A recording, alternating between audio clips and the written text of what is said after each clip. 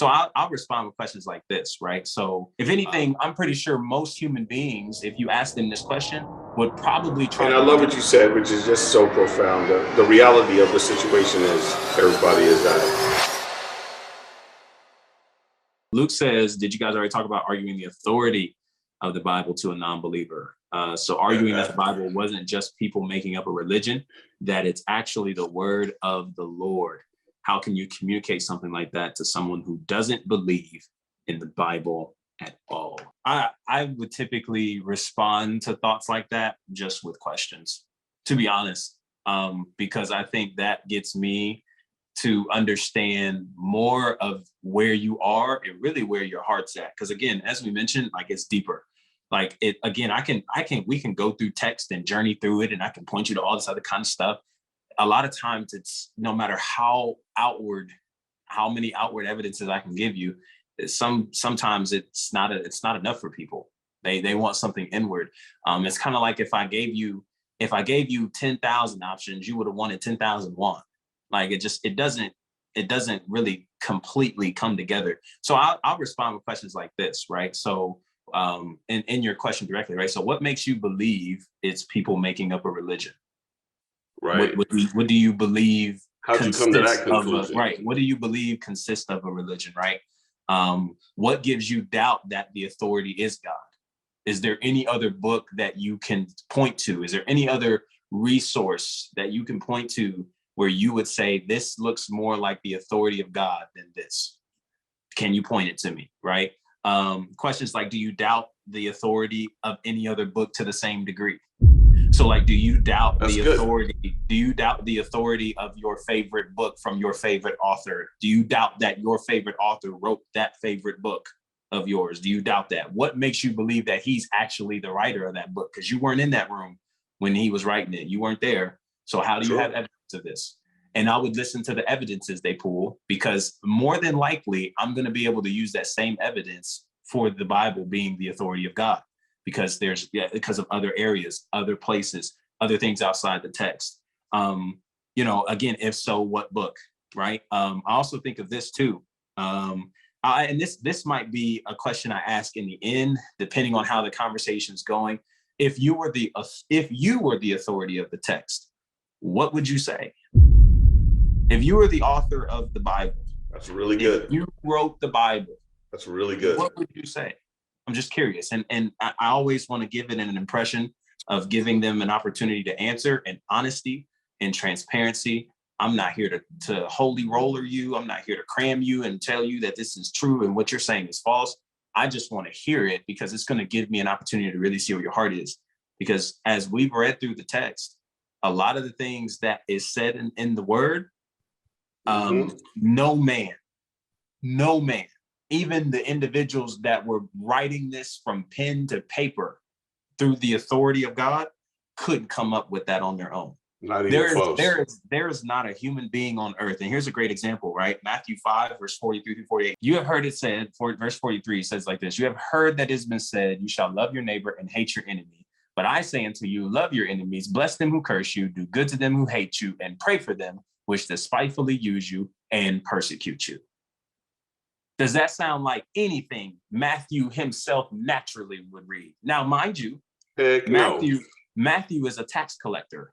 Tax collectors are about the closest thing to Satan himself in this context. People can't stand tax collectors at this time. Scout off. There's no way, the way Matthew has been treated, we could possibly assume. I don't have scriptural context to back this up. This is just an assumption. Please don't go into the Bible looking for this. But if Matthew is a tax collector, and we understand culturally in this context that Matthew, tax collectors are not respectful people. They aren't respected. They are like literal dirt. I'm pretty sure he's been mistreated by a lot of people in this time, which probably gave him cause to pause and be like, well, shoot, I could care less. I'm going to still take your money and probably punch you while I'm taking it, because you want to talk to me that crazy, right? There's no way that an individual by the name of Matthew is going to write himself to love your enemies. Just like the same individual that you would ask, what would you write in the Bible to? I'm pretty sure that's not something they would say. Nor would they probably say anything in description of a love is patient, it's kind, it doesn't envy, it doesn't boast. If anything, I'm pretty sure most human beings, if you ask them this question, would probably try to rid of a lot of things that the Bible comes against: premarital sex, homosexuality. Okay. There's so many other things that the Bible comes against due to the character of God, that many people will be like, yeah, I take that out. I take that out. I take that out. But we're no longer left with an authoritative scripture. We're left with your scripture, which is not authoritative. It's not authoritative at all. You have no authority behind what it is that you're reading, what it is you're trying to take out, what it is you're trying to put in. So those would be questions and comments and responses I would have for them. And depending on how the conversation is going, I may not ask the last question, because tempers could flare. I'm not trying to get into an argument and debate with you. I'm not trying to, make a fool out of both of us, because I'm not trying to do it. But those are some thoughts that I would give towards that.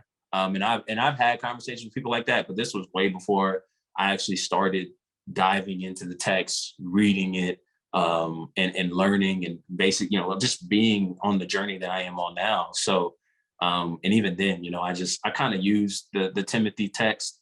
Oftentimes it goes over their head because they don't even know who Timothy is and why is there two next to it.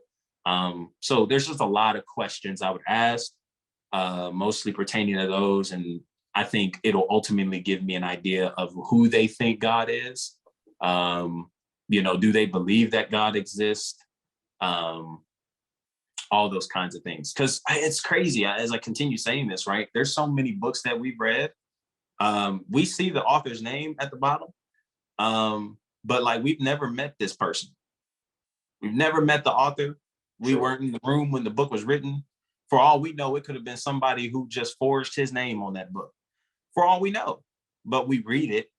And what's crazy is mostly the evidence they might point to as well. I've read their other books, and there's similar literary analysis and similar language and similar dialect and dialogue. Cool. Bible does that too, from Genesis to Revelation. What do we do then? Right. So those are my thoughts. Hopefully, if anything, that kind of helped a little bit. What's going on, party people? Listen, I'm just popping in real quick to let you know that I've got a new podcast I'm whipping up in the kitchen called The Bridge Podcast. I'm part of it with co-host Pastor Demetrius Colbert, who you've seen on this channel quite a few times. And we're here having real, raw, and relevant conversations. We are going to say what you say. So sometimes it might be a little PG-13, because we're going to say what you say, like clapping cheeks, like they turned me on to that. Clapping cheeks. I was like, what? Yeah, they're talking loud of their masturbation experiences, what they're currently doing when they get home at night, who's doing what, how many times, how did it feel, sore, all that good stuff. I mean, they're getting in it. Now, before you get to thinking, no, you don't gotta be a Christian to check out this podcast, because at the end of the day, that we are all humans having life experiences, have questions, serious topics, serious concerns that we all would love to be helped with and get navigation with. And so this is where we come in, looking to give some insight from my perspective and his, that we could come together, share some wisdom that I think will be beneficial for you and the journey of life you're on. The whole point of the bridge, again, is for you to be able to get on it and not criticize the bridge, but to use the bridge and say, I need to walk across on this side and hear what needs to be said. I need to walk across on that side and hear what needs to be said. So don't forget to check us out. Link is in the description, and I can't wait to see you there. I love what you said, which is just so profound. The reality of the situation is, everybody, is that what Greg just said is asking questions is really the way to the answer, to find out what's the person's motivation behind them asking for the authority of God. And I'll say this, Luke, just in my little closing here. Bottom line is, I think that a person is thinking about it, because if I don't believe something, I'm not inquiring about why it even exists. Man, I'm just going to be honest with you.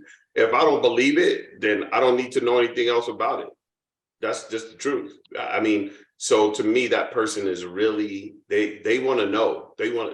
They're interested. They absolutely positively want to know. But I think those questions leading up to them finding that answer for themselves that Greg put out there is important, man. But again, the authority of it, man, no other text speaks to to the stuff that takes place in life.